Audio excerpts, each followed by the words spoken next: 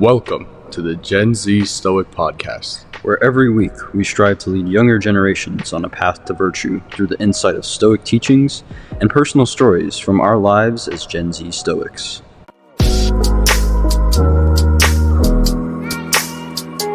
Welcome back to the Gen Z Stoic Podcast, where today we will be talking about 6 Stoic tips for students. I'm your co-host, Mateo. And I'm your co-host, Ren. Us, as college students, have realized that there's some habits that we can deduce from the school of Stoicism and apply to our studies, which we have been doing probably before we got in college. Would you agree? I think we've definitely applied some of these concepts before college. Definitely. But just 6 quick habits that you can build to maybe you're not going to go from C's to A's. It's not like, here's some study tips, but more, how can you make your education more worthwhile? Yeah, I think the biggest thing about college, like you were talking about, that we started off with was it wasn't, like you said, these aren't study tips. This is all about sort of finding who you are now while you're in college, and like education not only being limited to the classes that you're taking, but now you have the opportunity to educate yourself as like an entire person. You have the opportunity to educate the whole person that you are, not just in class. Finding out who you are is a good summation too, because I think one of the problems we see with education, especially in America now, is kids don't know what they are. They don't know what they want to do. We have people who go to Ivy League schools and pay $60,000 a year, and then they're majoring in communications or something that is just comedic to be going to the school and paying that much for, and they don't know what they want to do with their lives. Now, those people who got in those Ivy League schools obviously are going to do well for themselves, whatever they do, because that's like just getting a foot in the door type of thing to do. But if you're not that lucky to be in that boat, you need to know, how do I know what I want to be as a student? And how do I want to take what I learn as a student and apply it to my path, apply it to my purpose? And that's ultimately what the focus of Stoicism is, right?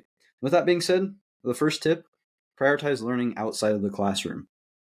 Something that we both have realized, I think, for a long time, is that you need to prioritize learning outside of the classroom rather than inside.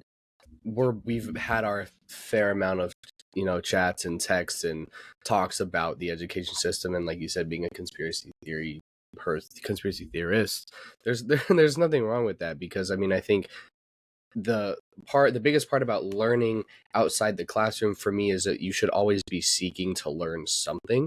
It doesn't matter exactly like necessarily what that is. It could be a skill for the gym, it could be a money-making skill, it could literally be anything. But so I think the first step, and this is another tip that we'll get into later, but being open-minded just in general. But when you're learning outside the classroom, you sort of have to be searching for answers that aren't going to be easily accessible, or that might not be necessarily available to that average human eye right away, right? It's not just going to be something you can look at surface level and just understand. So the education system as a whole, to not necessarily go off on a tangent about this, but yeah, I think we're mostly on the same page that there are definitely flaws that could be addressed, but more so how we can relate learning outside the classroom to being Stoic. It's just important to understand that wisdom as a whole, and there's a quote from Seneca, he says, "Wisdom is a right understanding, a faculty of discerning good from evil, what is to be chosen and what rejected, a judgment grounded upon the value of things and not the common opinion of them." It's really that wisdom should just be sought out continuously and continuously. It's not necessarily about what you're learning in the classroom, but wisdom. I think there are a lot of people in our generation who are school smart, right? They get good grades, but that doesn't mean they're necessarily, I guess the term that we use is street smart, right? So that just means having common knowledge, common sense, or just overall knowledge of how the world works. So you can be great at school, but not necessarily great at life. So that's kind of the point that I'm making when you say learning outside the classroom. It's learning more about life instead of like just math or something. Well, it's crazy, right? Because I was thinking in high school, and obviously I'm not going to use high school as my only basis of understanding here, but in high school, we knew so many people who were so academically gifted, but if you throw them out on the street and tell them to survive, or you tell them to do anything that isn't purely academic, then they fall apart. We knew so many of those people in high school. And then we both got to college and we were both like, this is not a local high school problem. This is a generational problem. And so that's what we see now is, for an established amount of time, we've had this set of higher education where kids go and they get degrees and then they get their job, and that's fine. Society's fallen apart now that we've used that system for this long, because you have a bunch of people who are only comfortable sitting in circles discussing academia, discussing how do I do my job the best. We don't have people who have like the common sense. And a lot of the problems that we see in modern society can be, I think, attributed to the erosion of the value of the education system. So that's the non-Stoic part of this advice. But the Stoic part is, you mentioned Seneca. Seneca is one of the biggest critics of the education system and of education of any of the Stoics. He had extensive works on the value of education, yes, but also what was wrong with it. And he says that he respects no study that basically is a moneymaker. What study do we know as a moneymaker? What study do we know as a moneymaker? College. Yeah. College. We go through life, and I talked about this on the unscripted episode, but we're told in high school, get good grades, go to college. We go to college, stay in college, tough college out, get a job. That's not what education's about. Education is about learning, not how do I use it to make money. Well, and I'd also like to add to it, you're not telling kids how to think, you're teaching them like what they're supposed to think. It's like, oh, if you do this and this and this, you're like laying out a plan for them instead of encouraging them to lay out their own path, right? Exactly. Because life is nuanced. That's something that Stoics thought about a lot. That's why we developed dichotomy of control, is because life is very, very nuanced. However, the education system is not like that. It's very dissimilar because there is no nuance. There's no room for creativity, really. I always hate English classes. I hate on English classes, not because I think English is worse than any other subjects, because English is literally graded. And again, this is an American perspective, but English classes are graded based on what the teacher wants, which is not how life works. Life is not, what does this one person want and how can I satisfy this one person? How do I make them happy? That's not what life is about. Living up to somebody's standards. Like you just said, it's living up to what you want to do, what your standards are, all of those things. Right. Now, obviously, you have to take the time to set those standards appropriately, set them high, and that takes a lot of work. But that's why you prioritize learning outside of the classroom, so that you have the tool belt to do that.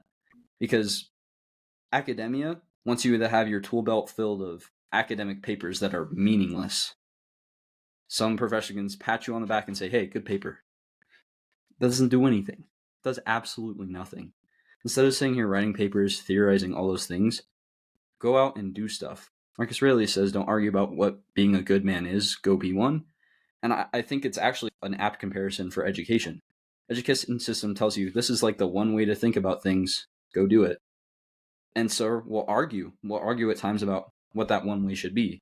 But there's never, we can consider multiple ways. And so prioritizing learning outside the classroom means that you get multiple perspectives. There's so many benefits to it, and that's why we emphasize it as the first point. Well, I think the best, like you were saying, being so open-minded to learning outside the classroom too, that's a great segue into saying being open-minded not only outside, but when you're in the classroom, being open to academia in general, right? That was something that you had mentioned, and I think we could go into pretty good detail about this, depending on how long we want to discuss this topic. But academia, like, so when you're in a class, not necessarily, you don't really see these in like math classes or like engineering classes, because typically the skills that you need for these are just written in stone, right? You just stick to the script, stick to the formulas, the algorithms, boom, answer. With these, studies that seem to be pretty typically, it's one path to the result, right? And I'm not saying there's not multiple ways to do things, but I guess the example I was trying to say was, right, like a math class versus a like rhetorical arts class, you're going to have in math, it's pretty like, oh, calculus, you want to find a derivative? Sure, do this, boom. There's not really a lot of opinion in that. But it's more so the classes where you start to see professors or teachers saying, oh, but you should look at it this way. And then if you see it from this way, you'll see this XYZ. But if they only show you X, Y way of doing something or to look at something, you're not going to be exposed to the full thing. And we even saw this in high school. We didn't have like the plethora of classes in high school that we have in college to take, but it was still the exact same idea, right? Like you see teachers who are like indirectly only showing you one side of something. This happened in history, this happened in English, this happened, everywhere. And especially now in a school where you're surrounded by all kinds of different cultures, religions, traditions, whatever. it's very important that when you're learning something that's sort of being taught through the eyes of someone else, that you're aware of that and that you're open-minded to what you're learning. There is a Lebanese American mathematical statistician that has this amazing quote. He's not a Stoic, but he has this quote that says, "It takes extraordinary wisdom and self-control to accept that many things have a logic we do not understand that is smarter than our own." When you sort of, I guess, break down that quote just into the most simple form, it's saying that understanding that there are there are things that we do not understand, and if we only look at it one way, we're not going to understand the bigger picture. There's an example in philosophy, but it's like three blind men are get like, and someone, they bring this elephant in, and three blind men, like one man touches like the leg and they're like, an elephant's like a tree, one man touches like the belly and it's like a wall, you know what I mean? And so it's like, if you only see or experience one part of an entire picture, you're only going to know what that one puzzle piece is like. Well, So it's very narrative based, right? It's all narrative based. We even come into the classroom with our own narrative of the situation. And then we have educational standards, which want to create one narrative, right? We see all these debates about like Florida's history curriculum. The government wants to establish a sort of agenda as well, and they set those educational standards. And then the teacher does as well. And so it's all narrative based. And so when you prioritize learning outside of the classroom, we talked a lot right now about the criticisms of education itself, but what about the value it brings to you? One thing is being able to see all sides if you prioritize learning outside of the classroom, because then you have your own agency. You're not told, this is what the assignment is, this is how you're supposed to do it, go. To use an example of one of the most common ways I learn outside of classrooms is just reading. I have the free willpower to go to a Barnes and Nobles and pick up any book that I want. No one's going to stop me from buying whatever book I want to read. If I want to go read Karl Marx, I can go read Karl Marx. I don't, because I don't agree with what he taught, and I think Marxism is very, very ridiculously stupid. But I could go pick up Karl Marx, or I could go pick up another Stoic book. You have complete agency over your learning when you're outside of the classroom, which is a fundamental skill. It's something that all of the Stoics believed, is that education should be attainable for all, it should be accessible for all. And right now it kind of isn't, because if you are somebody who has a set of ideas and they don't agree with what's going on in the classroom, in the sphere of the classroom, you're not going to succeed. And so education becomes worse for you. And so it's all narrative based, right? So challenge the narrative. And the way you challenge the narrative is just by questioning and then doing your own research, because they're not going to tell you to do that in education. They're not going to tell you to go do your own research and view it independently. If you have there's certainly exceptions. There's certainly great teachers out there who will tell you to do that. But the education itself, if we look at it just as the system, is not going to tell you to do that. That's why we're sitting there as people who are going through it right now, getting firsthand experience about how bad it's gotten, right? That's why it's so valuable. it's not everything that it was made out to be. You know what I mean? Like and I know it's only our first years in going through college, but it's really not like mind-boggling or different. You know what I mean? I think honestly the biggest transition was actually just like moving into a new place and just like being in a new environment. It wasn't even like the school, because the people are like, college is way harder than high school. I'm like, I'm not a STEM major, so if I was a STEM major, I'd probably saying that, because they have to do like 6 labs a week and like it's crazy. But as like a business student, it's not much different than what I was used to in terms of workload or difficulty or the way I think or the way the projects are formed. It's very similar. So I agree with that. No, I can say as a STEM school student, the workload sucks. And I do have 6 labs a week. But that's the thing though, is like, is your work like really difficult, or is there just like a ton of it? No, it's busy work. It's interesting. So I'll tell a personal story here of when I was in high school, and I think this ties very closely into this. So I'm sitting down. This is my junior year. I'm planning for my senior year, what classes I want to take in high school. I'm sitting down with my counselor. Now, I will say my counselor did a great job, and while this is going to be probably sound disparaging of her, she did a great job, so I don't want to be too negative, and I don't want to judge. But we're sitting down. I want to take this intro to law class, because I've always been interested in law, still interested in it as a career path. Doesn't fit in my schedule.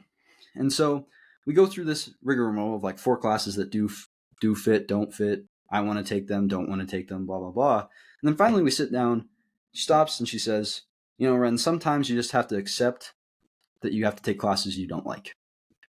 And so I think when we talk about another benefit that prioritizing learning outside of the classroom brings, look at how despondent our generation is towards like schooling and what it does for us. Look at how like it's just in a state of despair, kind of hopelessness, I would say, towards education.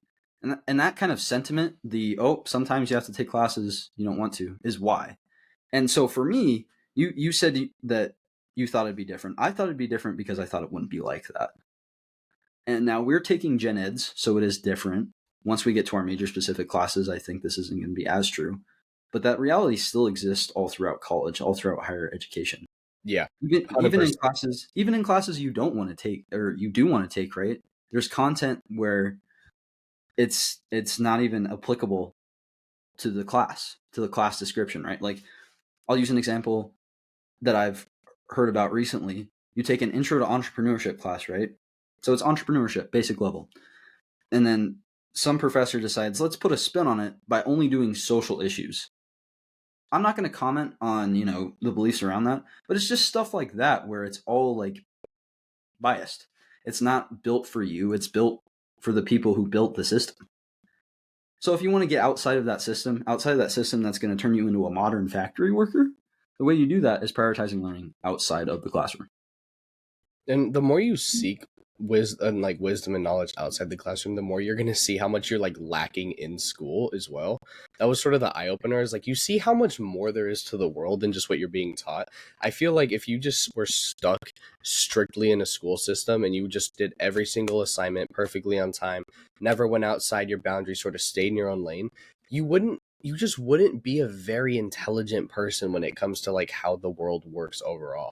Would you be really good at like pre-calc? Maybe, but I promise you, and this is like kind of shocking, but there's more to life than just pre-calculus and like history classes, which just it's just, to me, following just a script your whole life seems like the worst possible way to live. And I've really been thinking about that lately. Is just like why, like all the big decisions that I've made, like why have I had to make these decisions? Like what classes I'm going to take, what major I want to be, and it's like it's just stuff we're kind of told to do. You know what I mean? But right now, and we've talked about this before, is just like the options of, not going to school or, dropping out or graduating early, whatever they may be. We sort of analyze them and we're like, we don't even know necessarily what the best choice is, which I feel like is why a lot of people stay in school, because they aren't confident enough in another alternative, like they've been pushed to go to college for so long that as soon as they even question it, they're like, well, I'm sort of like too far down this path to stop going. It doesn't really make logical sense to stop and try something new. But I definitely think that's a lot of the reason why people stay stuck in a system and Well, stuck like here. and think about why that is too. I have this discussion with my mother all the time, and it's like, well, you need to get a degree because that's what people look for. And it's because society has built us to be conditioned to do that, to say, oh, I just got to go to college. That's what people do. Whenever you hear that, well, I have to do it because that's just what people do, probably not the right thing, not the right logic. Like education, if you're invested in it, like you will get a return. But I love Seneca's perspective on education, because ultimately, if I were to sum up his perspective, it's basically that education is a tool we use to attain virtue, but we can get to a virtuous lifestyle without school. It's nice to have, and it's helpful because it teaches you things like school does teach you self-discipline. I'm not trying to say that school doesn't have any value here. Like Right. it teaches you self-discipline, it teaches you some good qualities, but you don't absolutely need it. So if you don't absolutely need school, why are you making it the absolute priority? And I think people could take this the wrong way. He's not saying you don't need to like learn and be knowledgeable, but I think he's saying the system that school has, you don't need that. Right? Correct? You're not saying you don't need to learn, you don't need to be knowledgeable. You're saying, Yeah, no. I'm talking about like the education system. Yeah. yeah. So the education system as a whole, Seneca viewed it as, that's great to have a formal education where you sit there and you read and you learn these values like self-discipline a little bit. That's great. But if you wanted to be virtuous, having an educational background is not a precursor to that. Right. Some person who we pick up off the street who like dropped out in high school, never got their GED, that's not necessarily like, they could be a very, very good person. They could have a tremendous soul, tremendous traits, very good character. They don't need that education to live that virtuous lifestyle. So if we as Stoics are sitting here and saying we should live virtuously, education doesn't have to be priority number one, is what I'm saying. Now, it still has to be on the priority board, right? You can't just completely disparage the education system, drop out, do those types of things. That's why we haven't dropped out yet. But have the perspective that not many people do, where you're like, school's okay, I'll take care of it. But I'm going to go read this thing, or I'm going to do something else as my dog loudly interrupts me. I'm going to do something else. I think honestly though, like that tip really, just the idea of learning outside the classroom though is honestly just the best way to.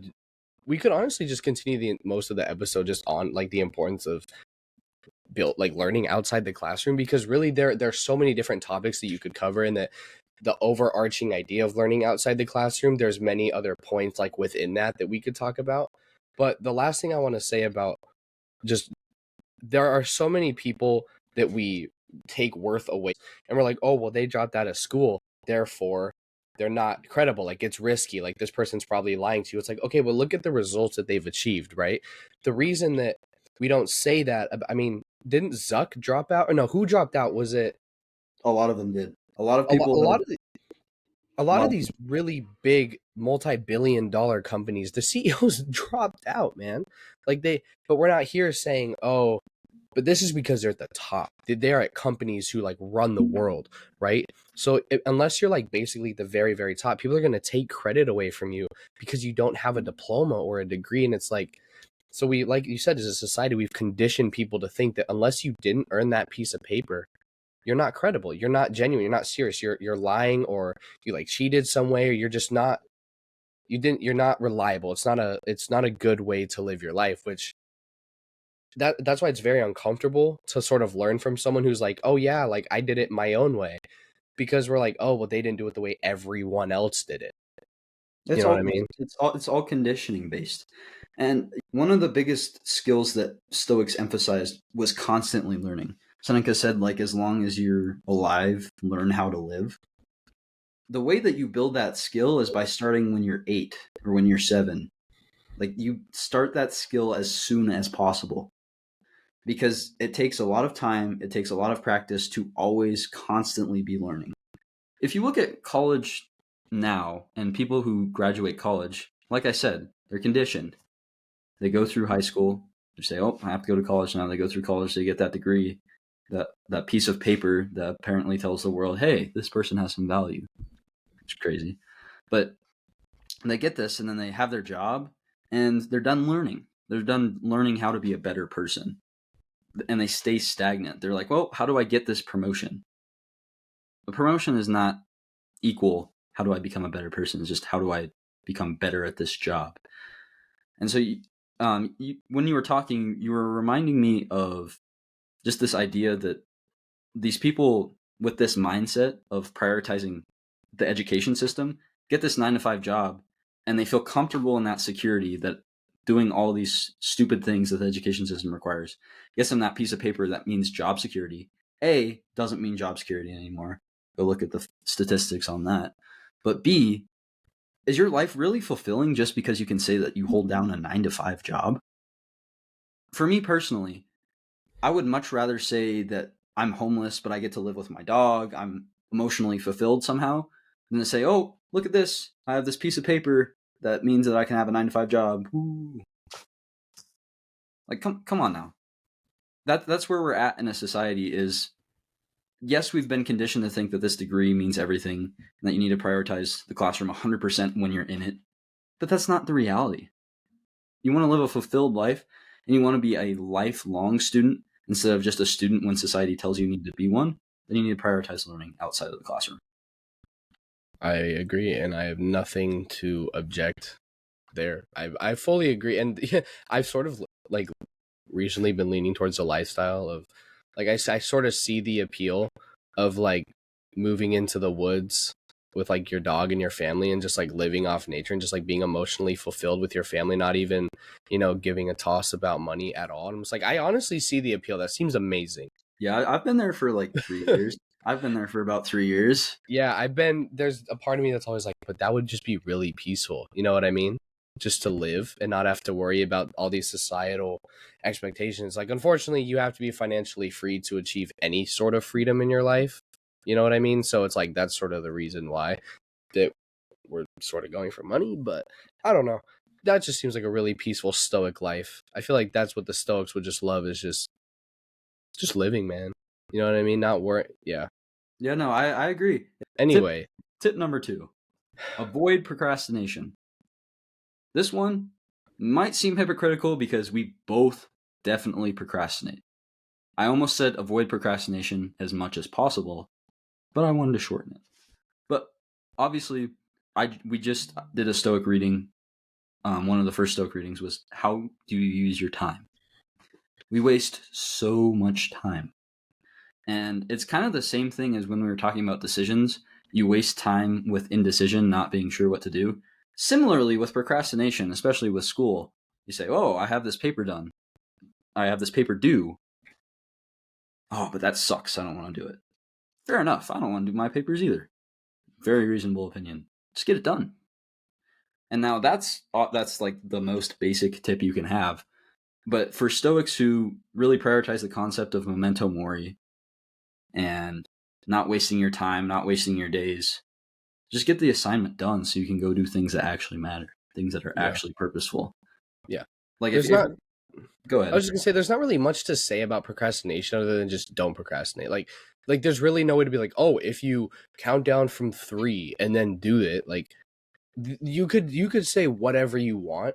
It just comes down to like how strong willed are you to do something that you don't want to do to be better off in an hour or two once it's over. Like Well, it's just yeah, that's it. no, and I just mentioned, right, like one of the things that Seneca realized that school taught was self-discipline. It's the same thing. It's like when it's cold, it's snowing, and you're sore, and you don't want to go to the gym. You have to get up and go to the gym because that's part of your routine.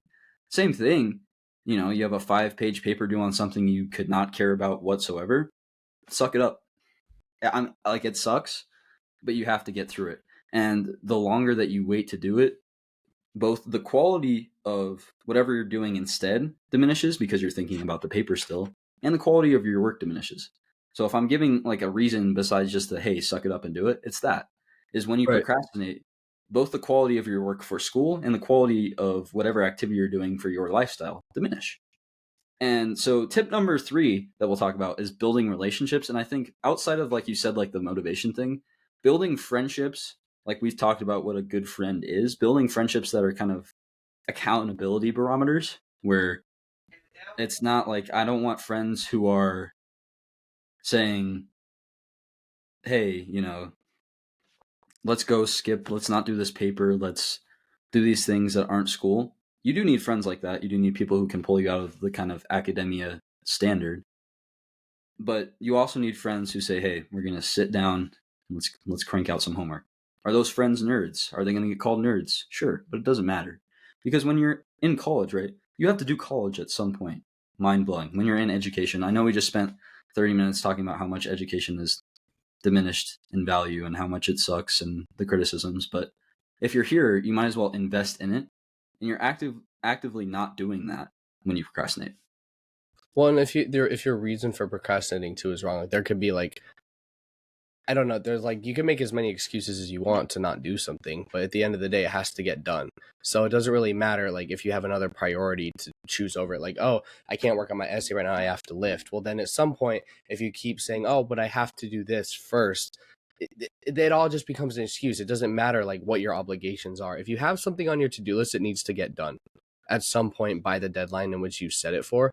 And like, I don't really have much to say about procrastination. Everyone procrastinates. There's not a single person in the world who's never procrastinated something, because it's in our nature to not want to do things that we don't want to do. It's that simple. And so if there's going to be something that you're faced with and you have a choice, it's like, oh, I could either just push it off or just do it now, and then it sucks now and then do it later. It's just a simple principle of delayed gratification, right? I'd rather be gratified right now and then just deal with it later because that's what's easier right now. Or I could just be difficult now, and then in an hour, once this assignment or this paper, this lift is over with, I'm like, cool, done, right? It's done. There's there's not much to be said when it comes to, motivation or anything. And with friends, right, and procrastination, if you're surrounded by people who are constantly procrastinating, then that's going to suck. And you're probably going to procrastinate. So you should find friends that, if you're being lazy, they're going to be like, you're lazy, you should get up and do something. Two, if you are, I guess, in the wrong place and like mentally, this is a big thing for me, is if you're mentally in a wrong place, they'll tell you, hey, I think you probably shouldn't go do that. I think you should really reassess. It's friends that are just going to be honest with you, and they may seem rude at first. And we talked about this in season 1, episode 4, about what a good friend really is. But just friends who are honest, because honesty now seems very rude, and people get hurt by the truth all the time. They need the truth watered down for them. And that's not how the world works. You know what I mean? It's like the example where people see like a lion eating like a gazelle, and they're like, somebody should save the gazelle. And it's like, you know what I mean? Like the lion has to eat. The lion has to eat.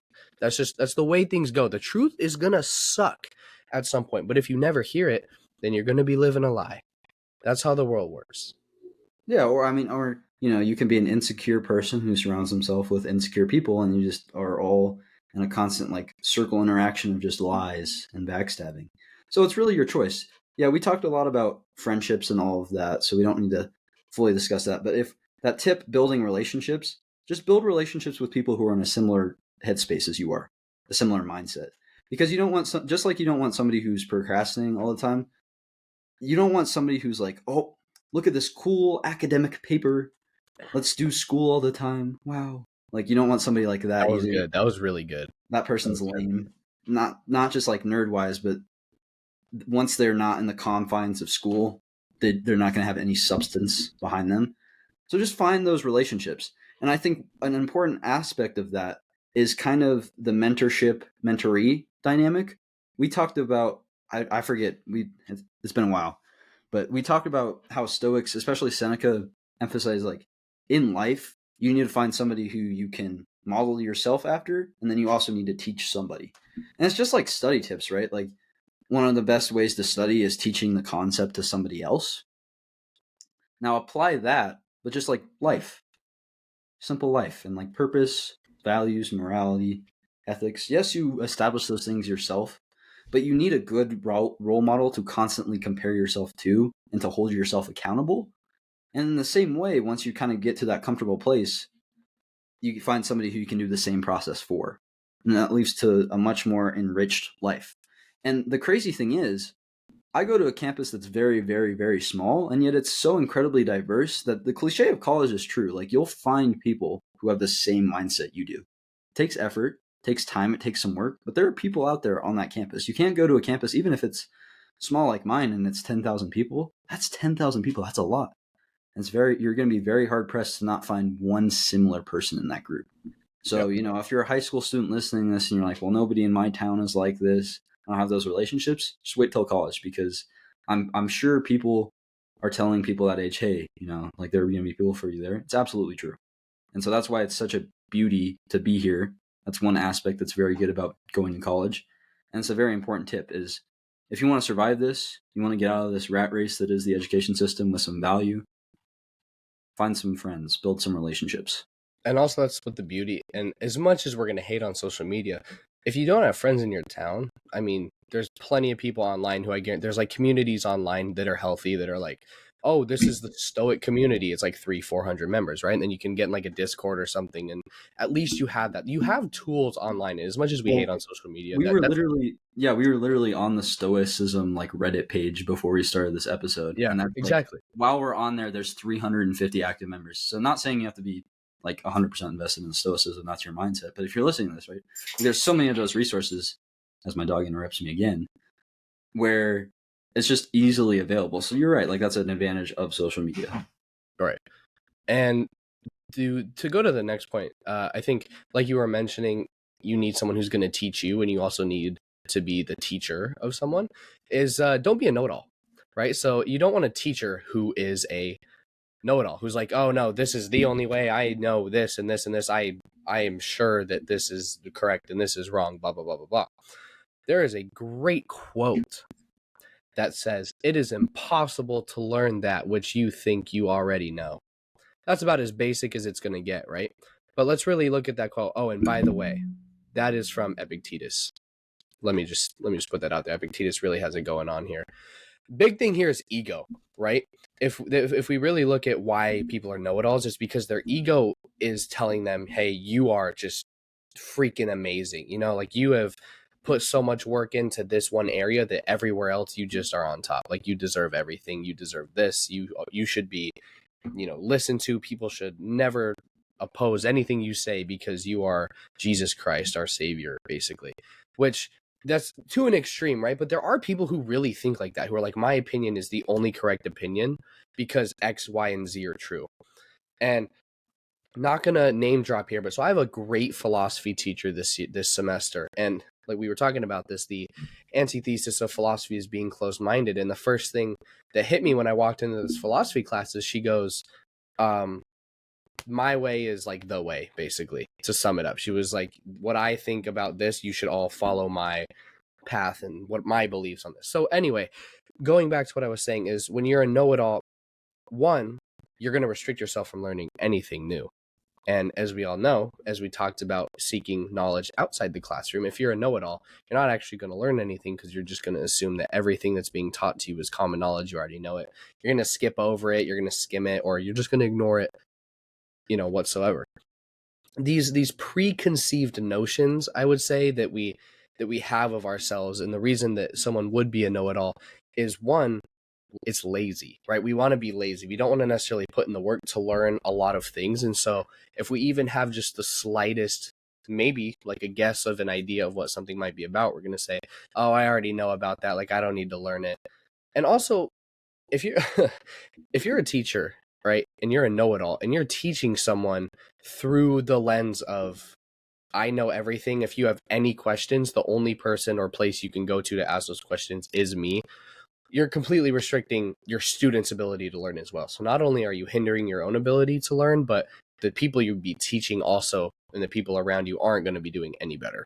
It's crazy how that philosophy professor basically proves the point we were making with tip number 1 today. But it really is, you hit it on the head when you said being a know-it-all means that you can't learn as easily. Because if you're a know-it-all, right, and you pick up a book and you're like, I know more than this person, and that significantly ruins your ability to just understand even what's being said from an unbiased perspective. Because if you come in and you say, well, this is stupid, then they make a good point. You're just going to think it's stupid still. So being a know-it-all is just detrimental to you knowing anything whatsoever. Sure, I mean, are you an expert on a topic? That's great. But even if you're an expert, don't you need to research other points so that you know how to combat them?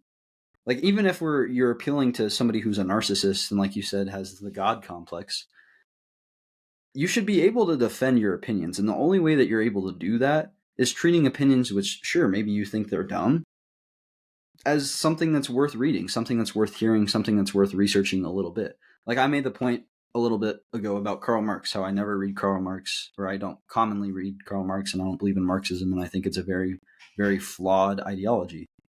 I still have read, like, Das Kapital and some more modern Marxists. Like, I read that stuff. Do I agree with any of it? No. But the reason that you have to read those things, and the reason that you have to always constantly be consuming knowledge and not saying, I know this and I don't need to hear anybody's opinion, is so that you can just extend your knowledge base. Because if you're a know-it-all and you say, I know more than these people, all of those people that you think that you know more than, you just cut yourself access. Like, you cut access off from all of them. And when you do that, sure, you know, are some of those people maybe people that you don't want to hang around with or aren't going to contribute anything? Sure.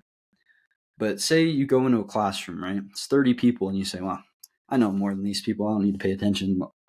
Out of those 30 people, like, something's going to have something to offer you intellectually, knowledge-wise, wisdom, something. Right. It's just like when we talked about, like, how do you deal with people? Marcus Aurelius, you wake up and you tell yourself all these things like, people will wrong me, people are... But then you still deal with them and you still treat them as human beings. And so that's the Stoic concept, that you apply it with knowledge now instead of just, like, kindness. They say, Maybe I'm going in this classroom and I know more about this specific topic than these people. You don't say that and then say, well, that means I just get to tune out. Screw these people, they're dumb. No. Do you Well, do you know more than them? Sure. But the know-it-all mindset is saying, cutting them off and saying, I don't have to contribute, I don't have to listen to them. Instead, the Stoic one is to say, I acknowledge that maybe I'm smarter than them in this specific area, but let's hear them out. Let's hear how I can defend my own position, which is well, a I think valuable skill. a very real life example of that is if you've ever taken AP or IB or whatever advanced placement classes in high school. So I took we had the same econ class together senior year, and then this last semester I took it in college, and I was like, oh, I mean, I already took econ, I'm probably gonna breeze through this class. But there were a lot of concepts that were like, I guess, touched on for a second time, that when I heard it the second time, I was like, I didn't catch that before. So there's always going to be a time where you, like you said, you might be more knowledgeable than everyone in your class in a certain area, yet you can still learn. It's very arrogant to say, oh, because I'm better, I don't need to work hard, right? Or I don't need to try. That's like that's where the saying comes, hard work beats talent when talent doesn't work hard, right? Like, it doesn't matter how good you are starting off. If you just choose to stay there, the person who's going to keep seeking and seeking and seeking is eventually going to pass you over, right? Very simple concept. But No, it's all these tips are very, very simple, but the education system kind of conditions us away from them. Um, Actually, the education system, like, it encourages procrastination because it's teach to a test. So you have people who just study for the test and then memory dump afterwards. Being open minded, like we said, it's all narrative based. Building relationships, that one probably encouraged.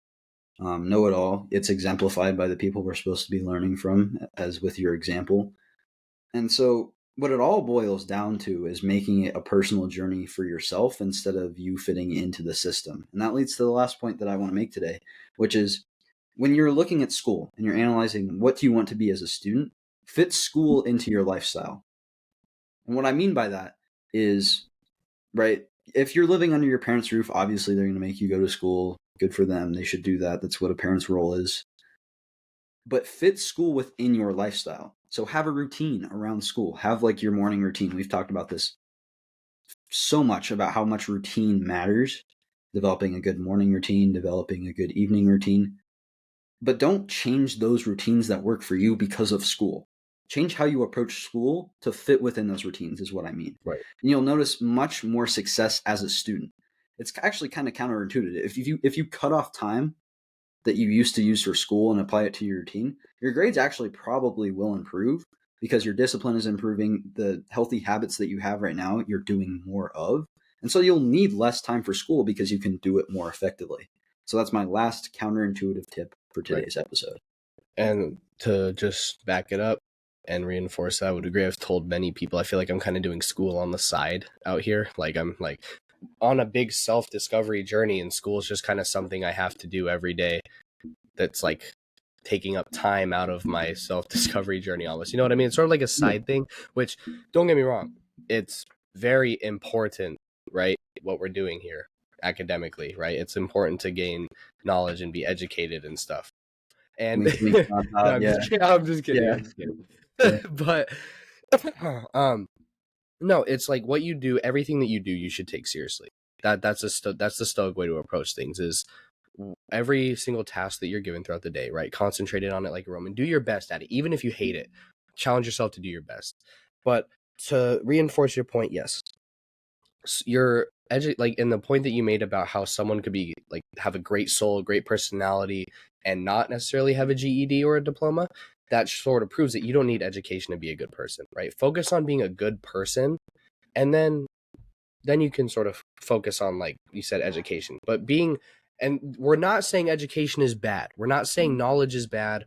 We're not saying going to school is bad, but it's the education system, right, that I we're think sort of I talking. think what we're saying is that there is a distinction between education and knowledge, and that you should be aware of that and prioritize knowledge and wisdom over education and degrees and paper and, like, credentials. Is, I think, is a good summation. Good. And that's honestly probably the best way to put it, is Like, I don't really have anything else to say. You sort of hit that one.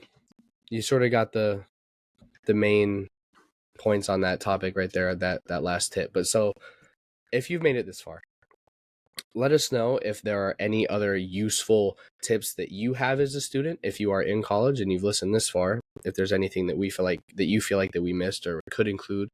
I don't really have anything else to say. I just think that if I had to give one piece of advice, it would be is if you're a student, focus more on who you are. Like, don't define yourself as just a student. If you restrict yourself to only being a student, you're gonna miss all the other opportunities that come your way as just being a whole person, right? You're like, no, I'm just a student for 4 years, and then once I'm done being a student, then I'll be an employee, right? It's like you're restricting yourself by only giving yourself like certain features to have, right?